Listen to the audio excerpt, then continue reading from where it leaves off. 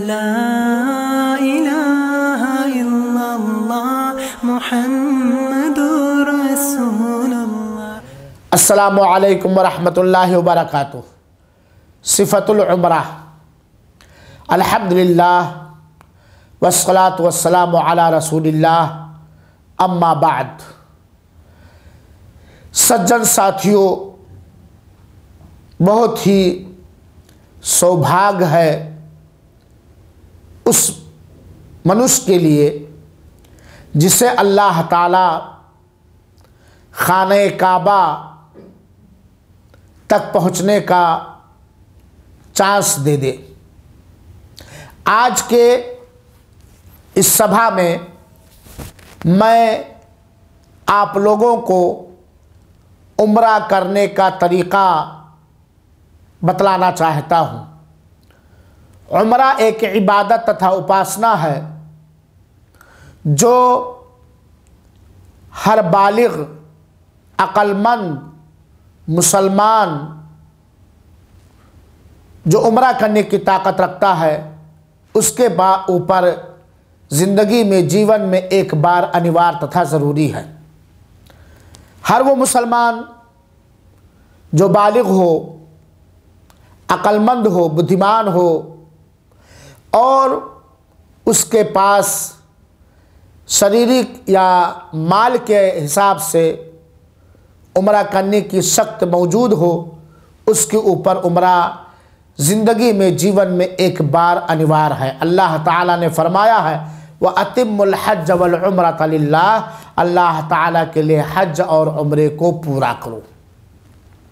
और ये जीवन में, ज़िंदगी में मात्र एक बार अनिवार्य है।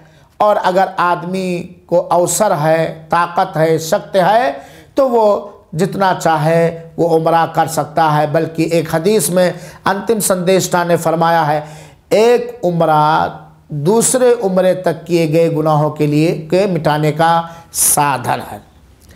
उम्रे का तरीका ये है, जैसे कि सबसे पहले कोई भी इबादत हो, कोई भी उपासना हो, उसके अंदर ज़रूरी है कि हमारे दिलों में, हृदय में इखलास हो और इबादत, उपासना उसी प्रकार किया जाए जिस प्रकार अंतिम संदेशता मोहम्मद सल्लल्लाहु अलैहि वसल्लम ने किया है या करने का तरीक़ा हमें और आपको सिखाया है। तो आइए उम्रे का तरीक़ा आज हम सीखें। जब भी कोई मर्द या औरत उम्रा करने का इरादा करे तो सबसे पहले वो मीक़ात पे जाए, उस सीमा पे जाए जो अंतिम संदेशता ने सीमित किया है, फिक्स और मुतय्यन किया है। 5 मीक़ात हैं, उनमें से किसी एक मीक़ात पे जाए और फिर वहाँ पहुँचने के बाद मर्द अपने सारे सिले हुए कपड़े जो शरीर के ढांचे के अनुसार सिला गया है उसे निकाल दे। कोट है, पैंट है, लुंगी है, पैजामा, बनियान है, अंडरवियर है, टोपी है, जो बदन के हिसाब से सिला गया उसे निकाल दे। और फिर वहाँ गुस्ल करें, स्नान करें। जैसे कि अपवित्र जब हो जाता है, स्नान करता है तो स्नान कर लें। स्नान करने के बाद उसके पास जो भी सुगंध या खुशबू है उसका प्रयोग करें। शरीर पर लगाए, बगल में लगाए, सर में लगाए, लेकिन एहराम के कपड़े पे ना लगने पाए, अपने बॉडी वगैरह पे, जिस्म वगैरह पे लगा लें। क्योंकि अंतिम संदेशता के बारे में आता है कि इदा अरादा अन युहरिमा ततय्यबा बि अतय्यबि मा यजिदु, कि अल्लाह के रसूल अकरम सल्लल्लाहु अलैहि वसल्लम जब हज और उम्रा की नियत करना चाहते थे तो बहुत ही उम्दा सुगंध वो लगाया करते थे। प्रिय मित्रों, ये गुस्ल करने के बाद और सुगंध, खुशबू लगाने के बाद एक चीज़ और जान ले कि महिला को भी अगर चाहे वो तो स्नान करे मीक़ात पर। यह स्नान करना अनिवार्य नहीं है, ज़रूरी नहीं है, सुन्नत है। अगर चाहे तो वो स्नान कर ले, ये सबसे बेहतर काम। फिर उसके बाद मर्द एहराम का कपड़ा पहने। एहराम का कपड़ा यानी एक नीचे सफ़ेद चादर और ऊपर सफ़ेद चादर। और महिला के लिए एहराम का कोई विशेष कपड़ा नहीं है, वो जिस पर्दादार कपड़े में चाहे वो हज या उम्रा की नियत कर सकती है। एहराम का कपड़ा पहनने के बाद अगर कोई फ़र्ज़ नमाज की जमात खड़ी है तो जाके फ़र्ज़ नमाज पढ़े, और नहीं तो अगर वो चाहे तो तहियतुल वुज़ू के नियत से 2 रकात नमाज पढ़ ले। फिर जो है गाड़ी पर जब बैठे और गाड़ी जब चलने लगे तो वो उम्रा की नियत करे। इसी को एहराम कहा जाता है। एहराम कहते हैं उम्रा के कामों के प्रारंभ करने की नियत करना दिल में। ये बहुत सारी बातें जो मशहूर है कि एहराम का कपड़ा पहन लिया होगा, नहीं, एहराम का कपड़ा ये एहराम का कपड़ा है।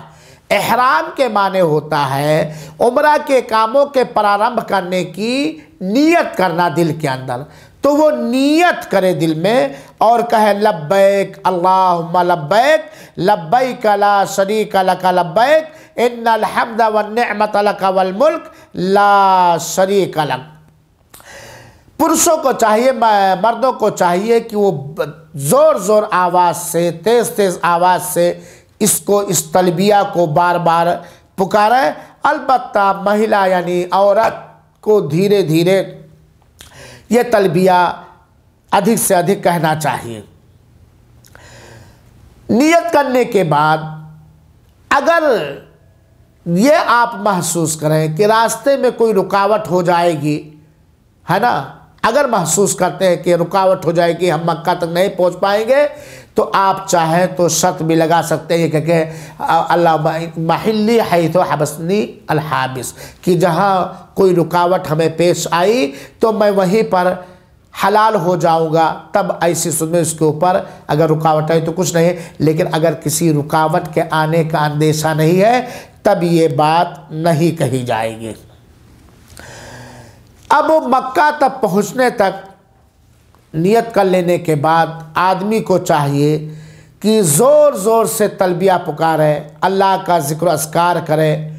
विशेष रूप से जब एक दिशा से दूसरी दिशा में हो, जैसे ऊंचाई पे चढ़ रहा, नीचाई पे आ रहा, रात ख़त्म हो रही, दिन आ रहा है, इसी प्रकार ज़्यादा से ज़्यादा तलबिया पुकारा लब्बैक अल्लाहुम्मा लब्बैक लब्बैक ला शरीक लक लब्बैक इन्नल हम्द वन निअमत लक वल मुल्क ला शरीक लक। और इसके अतिरिक्त आदमी स्वर्ग मांगे, अल्लाह ताला से अपने पापों से क्षमा मांगे, कुरान की तिलावत करे, अल्लाह की याद में अपने आप को खो दे। इसका ये नहीं कि नियत कर लिया आप दुनियावी बातें ये वो करे, नहीं, अल्लाह ताला से उसकी दया मांगे, उसकी दया द्वारा नर्क से बचने की प्रार्थना करें। ये सारी बातें तो मक्का तक पहुँचने तक होनी चाहिए मेरे भाइयों। मक्का में पहुँचने के बाद अगर आदमी चाहे तो गुस्ल कर सकता है। आदमी अगर चाहे तो गुस्ल करे, क्योंकि अंतिम संदेश था जब मक्का में दाखिल हुए थे तो पहले स्नान किए थे, फिर हरम शरीफ में खाने काबा के हरम पाक में दाखिल हो, प्रवेश करें और अपना दाहिना पैर अंदर दाखिल करें और ये दुआ पढ़े, बिस्मिल्लाह वस्सलातु वस्सलामु अला रसूलिल्लाह अल्लाहुम्मा ग़फ़िरली दुनूबी वफ़्तह ली अबवाब रहमतिक अऊज़ु बिल्लाहिल अज़ीम व बिवजहिल करीम व बिसुल्तानिहिल क़दीम मिनश शैतानिर रजीम। हरम में दाखिल होने के बाद हजर अस्वद के पास जाए, हजर अस्वद के पास जाए, क्योंकि तवाफ़ वहीं से प्रारंभ करना है, शुरू करना है। खाने काबा का तवाफ़ यानी परिक्रमा वहीं से हजर अस्वद से प्रारंभ करना है। हजर अस्वद के सामने जाए और अगर आदमी बिना किसी को दुख पहुँचाए हुए हजर अस्वद को अपने मुंह से चूम सकता है तो उसका चुम्बन दे, बोसा ले। और अगर ये नहीं कर सकता, हाथ या डंडे से हजर अस्वद पे लगा सकता, हाथ को या डंडे को, लाठी को या रुमाल के इस तरह इसको, तो उसको चूम ले। और अगर ये भी नहीं कर सकता है तो हजर अस्वद के सामने ऐसे खड़ा हो और बिना किसी को तकलीफ़ देते हुए इस्तकबाल करें, उसका इस्तकबाल करें। और इस तरह करते वक्त हजरत अस्वद के सामने पढ़े बिस्मिल्लाह वल्लाहु अकबर अल्लाहुम्मा ईमानम बिका व तस्दीक़म बिकिताबिका व वफ़ाअम बिअहदिका व इत्तिबाअन लिसुन्नत नबीका मुहम्मदिन सल्लल्लाहु अलैहि वसल्लम। ये इस्तिलाम करने के बाद खाने काबा का तवाफ़ शुरू कर दें। खाने काबा का तवाफ़ शुरू कर दें इस प्रकार कि खाने काबा उसके बाएं साइड में होगा। हजर अस्वद से खाने काबा का हतीम के बाहर से तवाफ़ शुरू करते करते जब रुकने यमानी के पास पहुँचे तो रुकने यमानी को अगर छू सकता है हाथ से तो छू ले, और अगर और हाथ को नहीं चूमेगा। रुकने यमानी को छूने के बाद छू लेगा और हाथ को नहीं चूमेगा, और अगर छू नहीं सकता तो उसके ओर इशारा भी नहीं करना है। हजर अस्वद से रुकने यमानी से लेकर के हजर अस्वद तक वो दुआ पढ़े रब्बना आतिना फिद दुनिया हसना व फिल आखिरति हसना वक़िना अज़ाबन्नार अल्लाहुम्मा इन्नी अस्अलुकल अफ़्व वल आफ़िया फिद दुनिया वल आखिरा। हाँ, ये दुआ पढ़े। और जब जब हजर अस्वद तक पहुँचे दूसरे तवाफ़ के लिए तो वो फिर बिस्मिल्लाह अल्लाहु अकबर कहे। तवाफ़ के दरमियान जो प्रार्थना चाहे वो अल्लाह ताला से कर सकता, अल्लाह का ज़िक्र अस्कार, और इसी प्रकार जो है दुआ, इसी प्रकार कुरान की तिलावत। तवाफ़ में किसी चक्कर के लिए कोई विशेष प्रार्थना या दुआ नहीं है मेरे मित्रों, इस चीज़ को अच्छे प्रकार जान लो। आप अल्लाह के घर में हैं, एहराम के हालत में हैं, आपको जो कुछ मांगना है, जिस भाषा में मांगना है आप अल्लाह ताला से मांगे, उसका चक्कर लगाना ही ये इबादत है मेरे मित्रों साथियों। उसके बाद जब ये खाने काबा का 7 चक्कर तवाफ़ करना है, 7 चक्कर तवाफ़ में जो चाहे आप पढ़ें। यहाँ एक बात और बतला दूँ कि जब आदमी तवाफ़ कर रहा है तब ऐसे दिशा में, ऐसी सूरत में पहले तवाफ़ करते वक्त आदमी को चाहिए कि अपने एहराम के दाहिने साइड का कपड़ा दाहिने साइड के नीचे से निकाल करके इस पे डाल ले, यानी इस प्रकार करें। ये दाहिना कंधा हमने खोल लिया ना, और इसको निकाल करके इस तरह करें। ये 7 चक्कर में किए रहेगा, और जब तवाफ़ ख़त्म हो जाएगा तो अपने कंधे को वो ढक लेगा। इसको कहा जाता है इज्तिबा। इसको क्या कहा जाता है? इज्तिबा।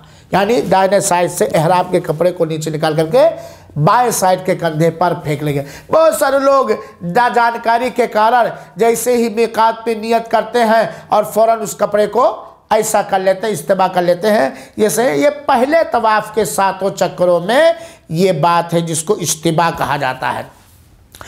दूसरी चीज़, पहले तवाफ़ के 3 चक्करों में थोड़ा तेज़ चलना चाहिए, दौड़ करके।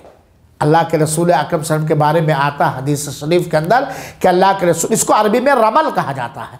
अल्लाह के रसूल अकरम जब तवाफ़ करते थे तो पहले 3 चक्कर में तेज अपने कंधों को उछाल के दौड़ते थे, यहाँ तक कि आपकी पिंडली दिखने लगती थी। तो तेज चलने की कोशिश करें। ये मर्दों के लिए है इस्तिबा भी और रमल भी, क्योंकि औरत तो पूरे पर्दे में रहेगी, उसके लिए इस्तिबा या रमल नहीं है। और रमल सिर्फ 3 चक्करों में है, शुरू के 3 चक्करों में है, बाकी 4 चक्कर में वो आधी चाल नरम अंदाज से जैसा चल पाता है वो चलेगा। जब खाने काबा का 7 चक्कर तवाफ़ कर ले तो वो मकाम इब्राहीम के पास जाए, और मकाम इब्राहीम खाने काबा में जो दरवाज़ा है उसी के सीधे सामने है एक कुब्बानुमा बना है, जिसमें इब्राहीम अलैहिस्सलाम जिस पत्थर पे पैर रख करके खाने काबा बनाते थे, उस पर अल्लाह ताला ने चमत्कार के तौर पर उस पर उनका पैर रख बना दिया है, तो उसको कहा जाता है मकाम इब्राहीम। और वहाँ जाके पढ़े वत्तखिदू मिन मकाम इब्राहीम मुसल्ला, और फिर वहाँ 2 रकात नमाज पढ़े, तवाफ़ की नमाज इसको कहा जाता है। तवाफ़ की नमाज की नीयत से 2 रकात नमाज पढ़े। पहली रकात में सूरह फातिहा के बाद कुल या अय्युहल काफिरून पढ़े और दूसरी रकात में सूरह फातिहा के बाद कुल हुवल्लाहु अहद पढ़े। अगर मकाम इब्राहिम के पीछे उसको नमाज पढ़ने के लिए स्थान मिल जाता है तब वहाँ पढ़े, वरना पूरे हरम पाक में जहाँ भी चाहे वो पढ़ सकता है। ये बात उचित नहीं है कि लोग तवाफ़ कर रहे हो, जगह कम हो और हम ज़िद करके वहीं पर मकाम इब्राहिम के पीछे तवाफ़ की दोनों रकात पढ़ने लगे। नहीं, क्योंकि नमाज में सुकून होना चाहिए और तवाफ़ करने वालों के लिए आसानी पैदा करने की कोशिश करनी चाहिए। और 2 रकात नमाज पढ़ने के बाद अगर उसके लिए आसानी है, बिना किसी को दुख और तकलीफ पहुंचाए हुए वो कर सकता है, तो हजर अस्वद के पास जाए और उसे चुम्बन ले, बोसा ले। फिर उसके बाद तवाफ़, 7 चक्कर तवाफ़ करने के बाद 2 रकात नमाज पढ़ने के बाद वो सफ़ा की तरफ जाए, सफ़ा पे जाए। सफ़ा पहाड़ी या हजर अस्वद के सीधे से कोने पे पीछे देखेंगे तो हरम के अंदर सफ़ा है। सफ़ा पे जाए और खाने काबा की तरफ मुँह करे और अपने दोनों हाथों को उठाए, अल्लाह की तारीफ़ करे और अल्लाह की प्रशंसा करे और अल्लाह से जो मांगना है वो मांगे। वैसे अल्लाह के रसूल अकरम सल्लल्लाहु अलैहि वसल्लम ने सफ़ा पहाड़ी पर ये दुआ पढ़ी थी, ला इलाहा इल्लल्लाह वहदहू ला शरीका लह लहुल मुल्क व लहुल हम्दु व हुवा अला कुल्लि शैइन क़दीर, ला इलाहा इल्लल्लाह वहदा अंजज़ा वअदा व नसरा अब्दा व हज़मल अहज़ाब वहदा। और ये दुआ 3 बार पढ़े अगर याद है, बल्कि याद कर लेना चाहिए, और नहीं तो खाने काबा की तरफ मुँह करके जो भी दुआ चाहे वो उसे पढ़ सकता है, अपने लिए, अपने दोस्त अहबाब के लिए, अपने माता पिता के लिए, अपने मित्रों के लिए और सारे मुसलमानों के लिए। सफ़ा पर से फिर मरवा जाए, सफ़ा और मरवा 7 चक्कर लगाना है। सफ़ा से मरवा जाए। सफ़ा से मरवा जाते समय बीच में ग्रीन लाइट लगी है, इसके बीच ग्रीन लाइट जहाँ से शुरू होती वहाँ से अंत तक मर्दों को दौड़ना चाहिए, तेज़ दौड़ना चाहिए, और औरतें अपनी चाल, आराम वाली चाल जिसमें बेपर्दगी ना हो वो चलेंगे। तो सफ़ा से मरवा जाए। मरवा पे भी वही काम करे, खाने काबा की तरफ मुँह करके दुआ करे और ये 1 चक्कर होगा। फिर मरवा से सफ़ा आए। इस तरीके से सफ़ा और मरवा के दरमियान 7 चक्कर लगाए। इन 7 चक्करों में जो चाहे पढ़े, जिक्र अस्कार करे, कुरान की तिलावत करे, अल्लाह से प्रार्थना करे, अल्लाह से क्षमा मांगे, अल्लाह से स्वर्ग मांगे, अल्लाह से प्रार्थना के अल्लाह उसे नर्क से बचा ले, अल्लाह से प्रार्थना के अल्लाह उसके इस उम्र को स्वीकार कर ले, कबूल करे। जो चाहे वो उसके बीच पढ़ सकता है। उसमें किसी चीज़ का पढ़ना, किसी विशेष प्रार्थना का करना, या किसी ख़ास दुआ का पढ़ना ये अनिवार्य तथा वाजिब नहीं, जो चाहे वो पढ़ सकता है। तो सफ़ा से मरवा इस प्रकार से 7 चक्कर लगाए। उसका साई जिसको बोलते हैं, सफ़ा पे प्रारंभ होगा और 7वां चक्कर जा करके मरवा पे पूरा होगा। ऐसा ना हो कि सफ़ा से सफ़ा, नहीं, सफ़ा से मरवा 1 चक्कर, मरवा से सफ़ा 2 चक्कर, इस प्रकार 7 चक्कर लगाए। और जब सफ़ा और मरवा का 7 चक्कर लगा ले तब फिर वो अपने सर के पूरे बाल को या मुंडा ले या छोटा करा ले। मुंडाने वाला, टकला जिसको बोलते हैं, मुंडाने वाला, मुंडाना ये अफजल है। हाँ, अगर हज के अय्याम दिन करीब हैं तब मुंडाएगा नहीं, वरना मुंडाना अफजल है, क्योंकि अंतिम संदेशता ने मुंडाने वालों पर 3 बार रहमत की प्रार्थना तथा दुआ की है और 1 बार कटाने वालों पर। हाँ, यहाँ ये बात याद रहे कि पूरे सर का बाल मुंडाएंगे, ये नहीं कि थोड़ा यहाँ मुंडा ले, थोड़ा यहाँ। दूसरी बात, अगर कटाना है तो पूरे सर का बाल कटाएंगे। ये उचित नहीं है, जायज़ नहीं है, सही नहीं है कि थोड़ा इधर कटा लिया, थोड़ा इधर कटा लिया। ये सर, पूरे सर का बाल उसे कटाना पड़ेगा। तो इस तरीके से उसका उम्रा पूरा हो गया। तो उम्रे में कितने काम हैं? मीकात पे पहुँच करके एहराम यानी उम्रे की नियत करना, खाने काबा का 7 चक्कर तवाफ़ करना और सफ़ा मरवा का सई करना, और फिर अंत में बाल कटा लेना या मुंडा लेना। ये 4 महत्व काम होने के बाद उसका उम्रा हो गया और वो हलाल हो गया। हलाल होने के बाद जो एहराम पहनने से पहले, नियत करने से पहले जो चीज़ें हलाल थी अब हलाल हो गई। यहाँ एक बात और याद रखिए, जब भी कोई मनुष्य उम्रे की नियत कर लेगा, लब्बैक उम्रा जैसे कहा, मिकात पे गया, एहराम का कपड़ा पहना, लब्बैक उम्रा कहा, नियत कर लिया। नियत करने के बाद कुछ काम उसके लिए वर्जित हो जाता है, हराम हो जाता है, निषेध हो जाता है। नियत करने के बाद, उम्रे की नियत करने के बाद अब वो नाखून और बाल और चमड़े नहीं जानबूझ के काट सकता है, सुगंध यानी खुशबू नहीं लगा सकता है, खुश्की का शिकार नहीं कर सकता, विवाह नहीं कर सकता, विवाह का किसी को संदेश ला पैगाम नहीं दे सकता है। और इसी प्रकार खुशबू, बहुत ज़्यादा खुशबू जो है उसको सूंघ भी नहीं सकता, सिला हुआ कपड़ा नहीं पहन सकता, किसी ढांपने वाली चीज़ से अपने सर को नहीं ढक सकता है, और औरत दस्ताना और मोजा नहीं पहन सकती है, औरत अपने चेहरे का कवर नहीं कर सकती है। लेकिन अगर वह अजनबी है तो दुपट्टे वगैरह से अपने चेहरे का पर्दा करेगी।